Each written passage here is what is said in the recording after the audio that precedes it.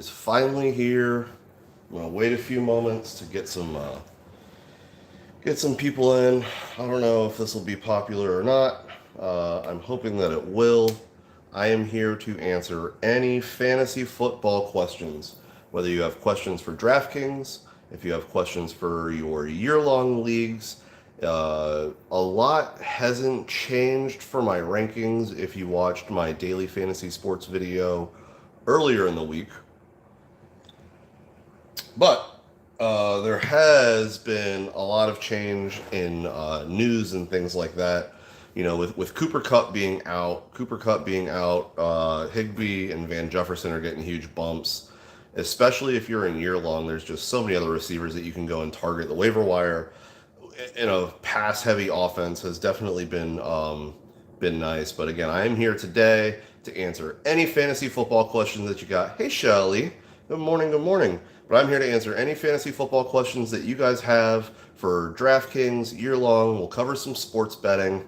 Obviously, I'm here as a Tampa Bay Bucks fan. I am not overly optimistic today about the Bucks' chances, but I am hoping that we can pull off a victory somehow.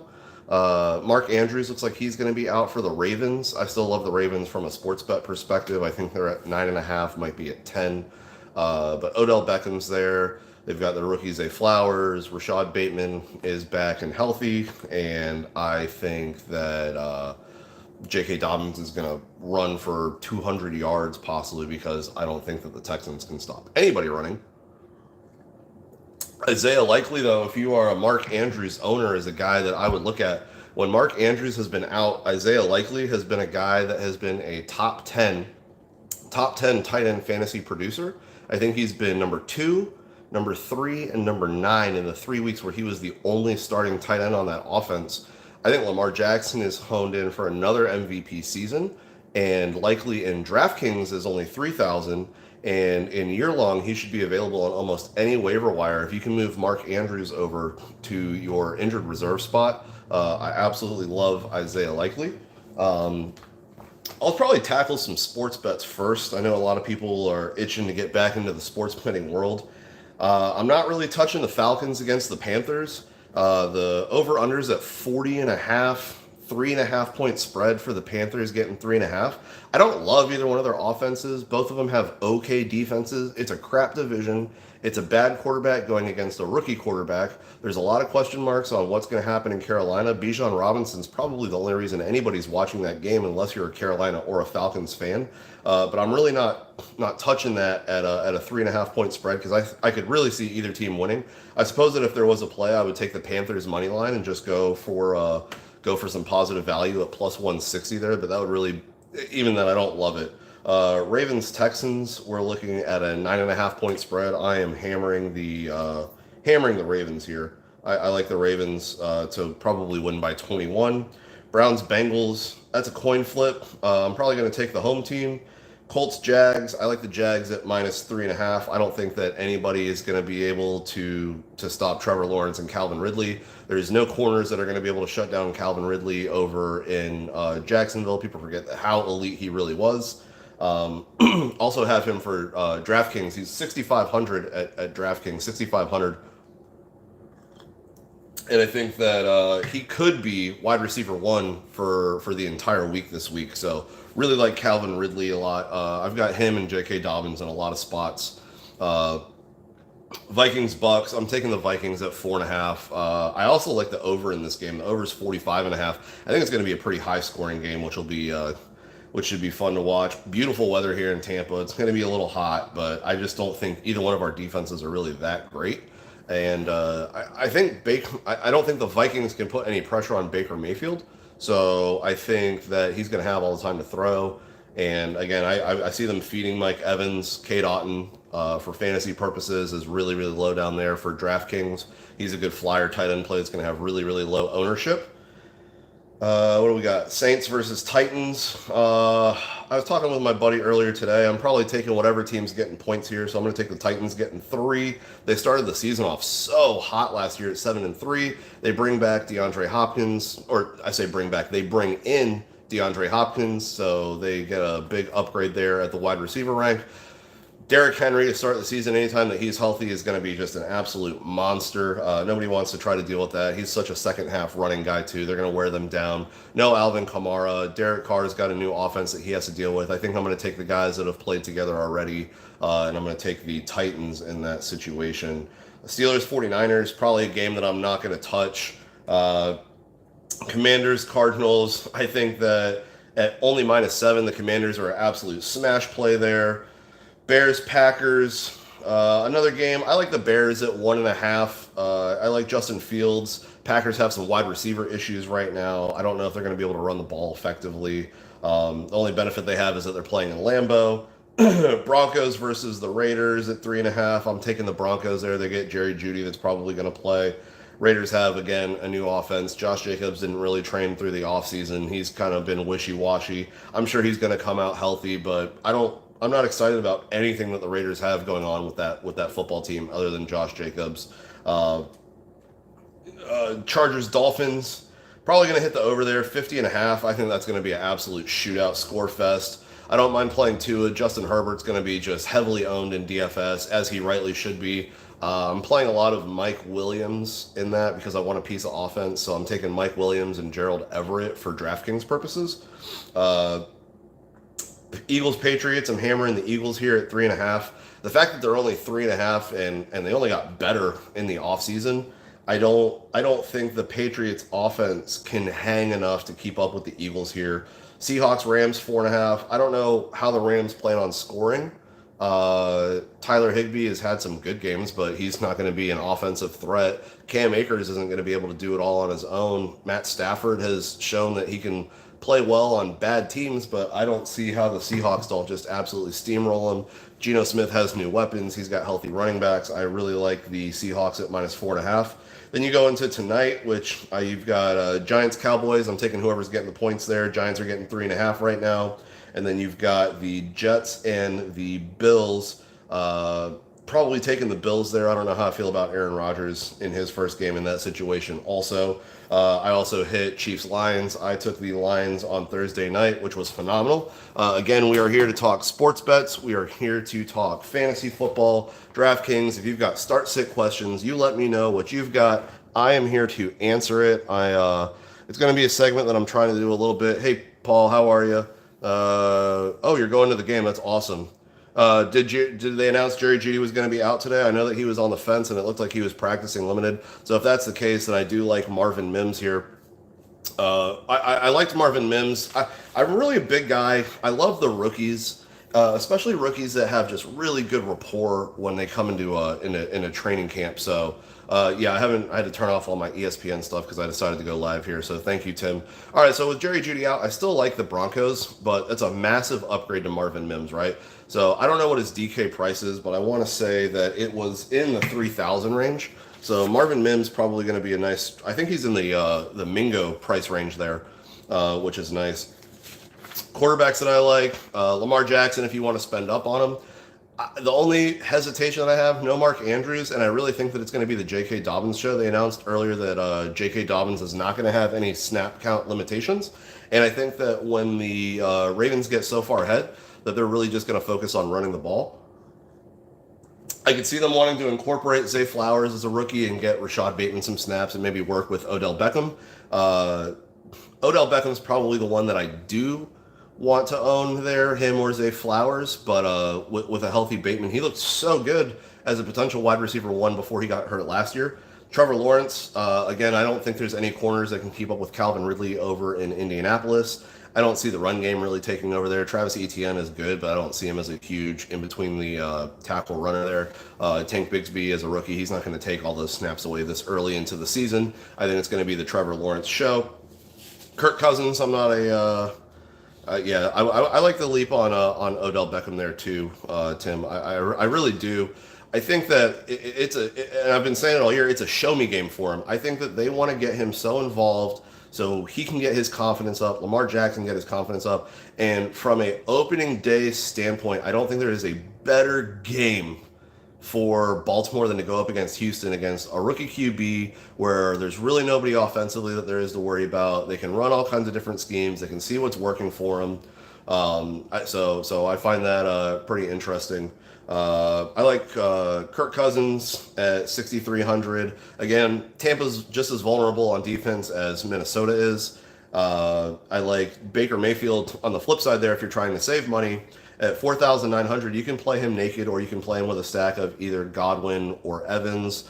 I've got him with a lot of Cade Otton myself just because I am spending up in certain positions that I don't typically spend up in this week. Um, I like Chubb at running back if you want to spend up. That's going to be a guy that I'm actually paying up for at 8,200. His last home game against Cincinnati, he scored almost 30 fantasy points. So gotta love Chubb there. Bijan Robinson for Atlanta. That's really the only reason I'm watching that game is just to see how that rookie comes out. I think he's going to have 25, maybe 30 touches. Last rookie, I said it on the last live that I did, but the last rookie that was taken in the top 10 or drafted in the first round at running back finished the season, if they stayed healthy, as a top 5 running back. If you look at what like Brees Hall looked like he was going to do last year before he got injured, I think Robinson's going to be even better than Brees Hall, and Robinson's in a better situation to take that type of workload over. J.K. Dobbins again at 6,600. I'm absolutely smashing. And on top of that, Baltimore said that they were going to utilize him more in the pass game this season. So that'll be interesting to see how that goes. James Conner at 6,400. Paul, I like Kenny Pickett. If you want to start him as a flyer, I don't love him against San Francisco just because San Francisco's defense is so damn good I like Kenny Pickett the player this week, but I don't like Kenny Pickett the fantasy player this week. So I don't know if that makes sense to you, but I love Kenny Pickett in general. I think that going up against San Francisco, it's going to be a bulldog fight. I think that's just going to be defense against defense. And I mean, I won't be shocked to see that game being like a 20-14, 20-17 type game. Probably going to play the under on that as well. But again, you never know. Najee Harris coming back healthy. I love George Pickens year long, but we'll see how that goes. James Conner, 6,400. He's going to be the only bright side to the Arizona offense, and he's shown that with no Kyler Murray that he can kind of carry that load. Hollywood Brown, they just showed on NFL Network, he's going to play this week. Doesn't really mean a whole lot because I think they've got Dobbs that's playing, starting at quarterback. He didn't look great in his only start. He's got a bit of an arm, but I think they're just going to be playing from behind the whole time. But James Conner's one of those guys that he can catch balls. He's going to be in probably 100% of the snaps. Kenny Walker, 6,000. Some people like the rookie that came into Seattle. Again, I just don't trust the rookies early at the season unless they're coming in as the number one. So I like Kenny Walker there. Javonte Williams at 5,700. I love Javonte Williams. I think even if he plays 50% of the snaps, if Javonte Williams gets me 15 touches a game, if he gets 10 carries and 5 catches, I think that at 5,700, he has a great shot at seeing the end zone. And he's so shifty, and I think that he's going to just torch the Raiders, especially now that you said that Jerry Jeudy's 100% confirmed out. It wasn't certain yet. I love Javonte Williams at his price point there. Miles Sanders for a chalk play at 5,600. He's really the only offensive consistency that's going to be there. They paid him to be the number one, so that's what he's going to be. Antonio Gibson at 5,200. And Raheem Mostert. Turns out Raheem Mostert, when he stays healthy, is great because he's an absolute burner. That's going to be a shootout of a game. But the rookie that Miami brought in is injured. They paid Raheem Mostert. I mean, they didn't pay him. They did, but they like Raheem Mostert from last year. He's healthy, and when he's played, he's been great. So look at Raheem Mostert for a DFS play. I think he's going to be low owned. Wide receivers, Justin Jefferson, obvious play here. I'm going to pay up for him this year because I don't know if we'll see him under 9,000 again, especially after he torches the Tampa Bay Bucks this week. DK Metcalf at 7,000. Calvin Ridley, again, I talked about at 6,500. I won't be shocked if Calvin Ridley's price point gets to the 8,000 range. DJ Moore at 6,100. Mike Williams at 5,700. Again, I want to just piece of that game. Miami Chargers, I think that's going to be a high-scoring game. Drake London at 5,400. He's got Chris Olave type talent, so we'll see where he goes there, but he's got another year under his belt now, and he's got Ritter that he's been able to work with all offseason and that he was starting with last year, towards the end of last year. Odell at 5,000. Again, I think that's a show me game for him. Jahan Dotson, even with Terry McLaurin coming back, I like Jahan Dotson regardless. I think 5K is a perfect price point.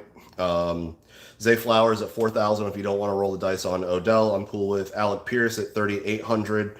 He's probably going to play 90% of the snaps. I mean, he's the true number 2 receiver there. I don't see a lot of scenarios where he's not on the field unless it's just a real run-heavy stack, but no Jonathan Taylor. It doesn't look like Zach Moss is playing. No one's concerned about Deion Jackson taking over any of these snaps or being personally, I don't think he's going to be much of anything in this game other than they just need a guy to run the ball. And again, Mingo, if you're looking for a flyer pick at 3,200, and we can throw Marvin Mims in there as well. Tight end, I like TJ Hawkinson at 5,900. He had 96 receptions last year. He gets over 100 targets. He's at 5,900. Again, it's against the Bucs. If you don't want to pay up for Justin Jefferson, go ahead and just take the chalk play here with Hawkinson and Higbee. Those are going to be the 2 guys that are getting the most targets. You're getting them for under 6,000. So you're getting Kelsey and Andrews type production at a price that you're getting a huge discount on, because most of the time those guys are in the 6,000 range.